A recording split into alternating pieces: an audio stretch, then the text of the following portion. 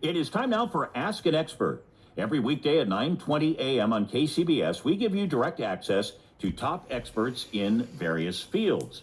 Today, an order signed by President Trump's acting attorney general reclassifies state licensed drugs like marijuana, making them less dangerous in terms of regulation. This regulatory shift moves licensed medical marijuana from Schedule 1 to Schedule 3. That is a big difference. To answer these questions and more, we're joined live on the KCBS Ring Central Newsline by David Downs, San Francisco cannabis journalist and author. If you have a question that you would like to bring into the mix, we'd love to have you.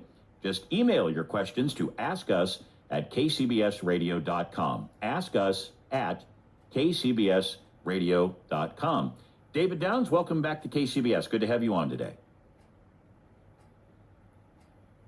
All right, David, we have you now. This is a pretty big deal, right? Moving state licensed medical marijuana from Schedule 1 to Schedule 3? It is historic. Since 1970, cannabis has sat at the top of the federal government's list of dangerous drugs. Schedule 1, equivalent to PCP or heroin. And just for some context, Schedule fentanyl, which has been killing hundreds of thousands of Americans, sits at Schedule 2. So this is a historic error that the Trump administration is fixing with this final order today. Yeah, this is, the fact that marijuana has been Schedule 1, that almost seems like reefer madness lives on, right? Very much so. That's the exact word to use. In the 1940s, the American Medical Association said, hey, this drug has benefits. They're using it for migraines, pain, epilepsy, a bunch of mood disorders. And AMA lost that round in the 1940s. In 1996, California voters went to the polls and said, hey, this is medicine. It's good for cancer. It's good for HIV. It's good for a number of things. And they approved medical marijuana in 1996. The federal government went after state licensed physicians and raided stores. Here we are in 2026, and now the federal government is affirmatively saying, they were right all along. We've been gaslighting you. This is medicine. I want to look at some of the nuts and bolts of this, but first, a lot of presidents before didn't do this. Can we read anything into Donald Trump's decision, his acting AG, to make this move? Yeah, this is the executive branch executing. 83% of Americans support medical marijuana. You can't get 83% of Americans to support anything, like even clean water. And yet Congress did nothing. President Biden tried to do this through the normal processing channels, and it didn't work. Instead, it took a real bull in a china shop like President Trump to order his attorney general to just do it, like wave the wand and do a final order, quote, without regard to the rulemaking process. It was very non-traditional, and it's very in keeping with this administration and frankly, voters who are fed up with Congress that does nothing. It's been interesting that if you have two states that are neighboring states, and I'll just say, let's say California and Oregon, that both have legal marijuana, yet you take marijuana from California into Oregon or vice versa, it is a pretty serious federal crime. Will this change that? Not necessarily, but you have to look at the real politic of enforcement, priorities, and resources. The federal government on the drug enforcement angle is obsessed with the fentanyl coming over the border, our opioid deaths. Cannabis is really not on their radar. And frankly, it's never been on their radar unless you're a heavy duty trafficker. And then at the state level, same thing. They have limited budgets. They have big priorities. You can't even get a jury to convict people for cannabis crimes anymore. So on the recreational side, on the movement around the cannabis side, there will still be criminal penalties involved. It's just a matter of where and when they're enforced, and we're not seeing that. Yeah, it's interesting that you mentioned enforcement. Do we ever hear about people who, say, buy a bag of weed in California and take it to their cousin's house in Oregon? Are those people being arrested and thrown in jail? No, we're at a historic low for prosecution of small-time pot offenses. California used to do it to the tune of 100,000 people a year, 100,000 life courses altered by a simple possession ticket that could mess up your financial aid, your housing, your job. That's not happening anymore. Now we see some enforcement around really big mega grows, sometimes cartel affiliated, and ones that are in national forests, state forests. They're using pesticides out there. We care more about that mega trafficking and that environmental damage. So what does moving cannabis from Schedule 1 to Schedule 3 actually change for users, patients, doctors, researchers? What does it do? Medical marijuana is back. So there are tax breaks for patients who have a medical card. We only have about 1,000 to 2,000 medical patients left in California, and now there's going to be tax breaks for medical only producers. You think of states like Oklahoma and District of Columbia that have medical only program. Those producers just got a tax break. I'm counting maybe a couple hundred medical only licensees in California left. But I bet that's about to be a really big new growth sector. Medical is very much back on the tax break side.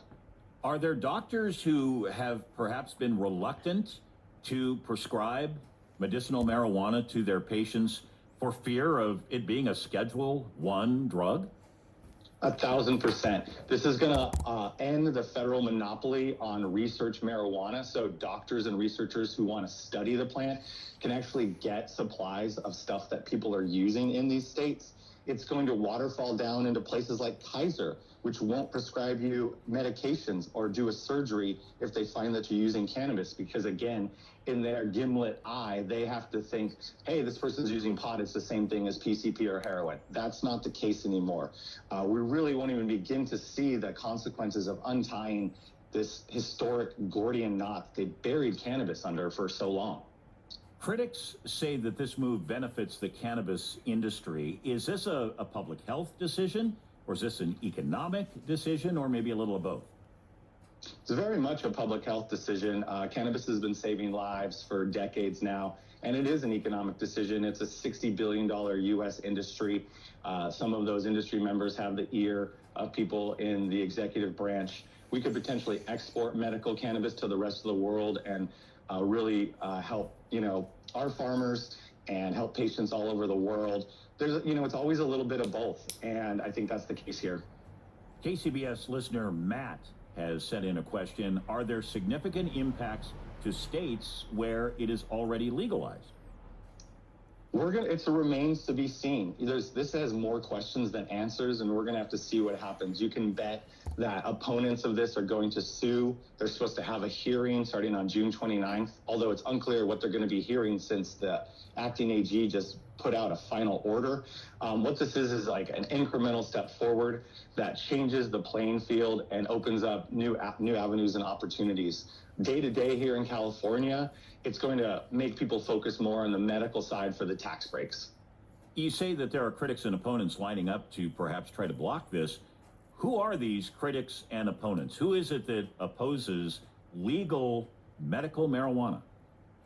I would call them moral entrepreneurs. Since the dawn of time, you'll have people who say, hey, society would be better if this drug wasn't in the picture. And then there is the legacy drug war establishment that was profiting from cannabis arrests, cannabis seizures, property seizures, property forfeiture. They'll take your car, take your house, and now you got the sheriff driving around in a Bentley. That's in places like Texas. So where there's money, you're going to have trouble convincing people to change their ways. You are listening to Ask an Expert on KCBS. I'm Steve Scott. Today, an order signed by the President's Acting Attorney General has reclassified state licensed drugs, shifting licensed medical marijuana from a Schedule 1 drug to a Schedule 3 drug. We are talking about that with David Downs, San Francisco cannabis journalist and author, and we welcome your questions. You can email us to askus@kcbsradio.com. How might this reclassification impact cannabis businesses? They're going to be taking a close look at their dual-use license, and it's unclear. So most licensees in California are dual-use adult and medical, and that medical component is a vestige of the Prop 215 days. But I think they're going to be taking another look at it because that's where there's tax savings. Currently, right now, if you're a retailer, you're looking at an 80% tax burden because you can't deduct normal and necessary business expenses under IRS Section 280E. This order says that that part of the IRS tax code, this penalty will no longer apply to medical-only businesses because this is a Schedule 3 drug instead of a Schedule 1 drug, it takes the pressure off the throat of medical cannabis businesses, and I do expect to see businesses taking advantage of that. And another thing it says is to ask the IRS to make these tax savings retroactive. So if you've been in the medical business under this burden for a number of years, you might be getting a big tax refund. Okay, so I want to clarify here that this is for medical marijuana. You know, what about the guy who just has a baggie of pot? Does this change anything there at all? Cannabis remains Schedule 1 for non-medical uses at the state level, or excuse me, at the federal level. In the state, we did legalize up to an ounce walking around, several grams of hash, and a bunch of edibles. Okay, so there is a very clear delineation then between medical and recreational, right? Correct, at this time, yes. Okay, I wonder, as you look at this with the administration fast-tracking broader changes, could this be a stepping stone toward full federal legalization of marijuana? It's very much an incremental gain, and it changes the footing underneath which the states and the feds operate. So you're already hearing lawmakers say, that's great. What are we doing about the people still getting arrested for cannabis? What are we doing about patients or employers or students who are being penalized for use that's lawful in a number one of these states? It's going to increase the clamor for more change on more fronts, and that's the way the federal government works, inch by inch, very slowly, very deliberately, and in this case, it took 60 years. I don't know if there are many people out there who have a record because of having what has been illegal medicinal marijuana, but could this be retroactive? I mean, is there a chance that some of those people could get their records expunged? We've seen expungement efforts since legalization has advanced, and the governor of California touted that at 10 years into legalization in California, they've expunged hundreds of thousands of records. This was spreading across the country, state by state, and up to the federal level. It's a very slow process to unwind all the damage done from the war on marijuana, but this is another tailwind to those efforts. David, another good question from a KCBS listener looking at the financial side. What does this mean for taxes and tax revenues? I think overall the amount of taxes that the cannabis business is paying into state and federal coffers is a drop in the bucket. So you shouldn't expect some major reduction in revenue at the state or federal level. But if you're one of these cannabis businesses that's laboring under the worst taxation environment you could have for any type of product, it's going to be a breath of fresh air. Woody Harrelson's got a store in LA, and he was sitting down with Bill Maher talking about how guns are taxed at 10% and beer is taxed at 30%. And his pot in his store is taxed at 35% at the LA level. And then you got to add on the federal tax deductions that bring it up to 80%. That's why prices are so high for consumers.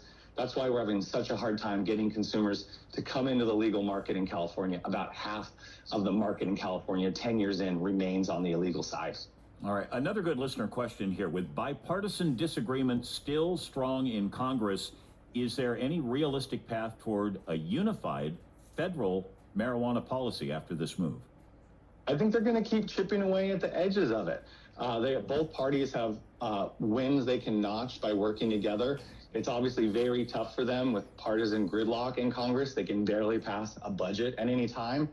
But this is a bellwether. If something's like 80% in favor and the executive branch is doing it, I think it gives more cover for not only Democrats, but Republicans to advance policies that people support. Interesting question from KCBS listener Kai. Kai says, I've heard that business owners can't use regular banks. Would this policy change and let them use a normal bank? It says, I understand this is one reason why they are frequently robbed. Yeah, a lot of cash on hand, perhaps. Bringing up another good point. I think if you're a medical business and you're operating under Schedule 3 instead of Schedule 1, banks are going to go easier on you. Of course, the banking system is really conservative and they're going to move really slow. But I would expect moving this to Schedule 3, taking Schedule 1 out of the picture, is going to ease the banking situation, at least for medical operators in the nearer term and potentially other operators in the longer term, and help with those security issues with cash. All right, we are unfortunately just about out of time, but in our last minute or so, I want to look at the political side of this.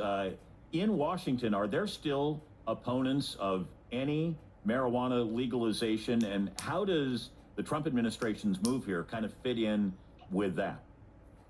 Sure. Especially on the far right flank of the Republicans, you're going to have people that are ready to go back to full prohibition. But that ship has sailed.